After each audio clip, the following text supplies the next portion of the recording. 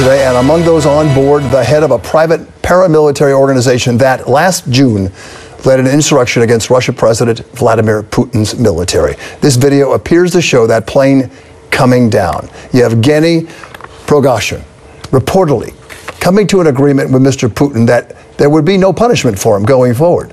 But from the history of all this, of course, those who betray Mr. Putin usually pay later. Is that what happened today? Our investigative reporter, Kristen Thorne, is on the story right now. Kristen. Bill, that's something a lot of people are speculating about. Was this Putin? But knowing Putin, we will most likely never find out if he was behind this. Just 2 months ago, the mercenary leader Yevgeny Prigozhin challenged Russian President Vladimir Putin with a failed mutiny. Today, a private jet belonging to Prigozhin crashed in a village just north of Moscow, killing all 10 passengers on board. Russia's aviation authority announced that Prigozhin was on the plane. President Biden spoke about the news today while on vacation in California. I don't know for a fact what happened, but I'm not surprised.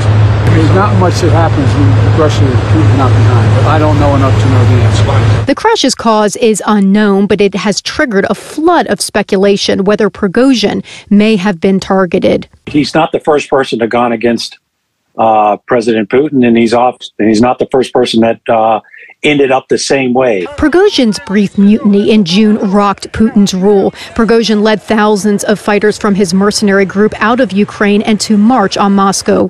Putin called him a traitor, but Prigozhin abruptly called off his forces after a surprise deal was brokered with Putin, who pardoned mutineers, allowing them to go into exile in Belarus. Many at the time, though, doubted the Kremlin would be so forgiving.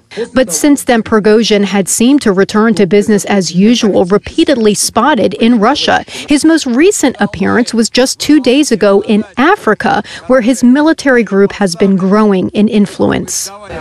Some Russian experts, though, are saying Prigozhin may not be dead, that multiple people have changed their names to Yevgeny Prigozhin in order to protect Prigozhin's travels. We know that at least 8 bodies have been recovered at the scene.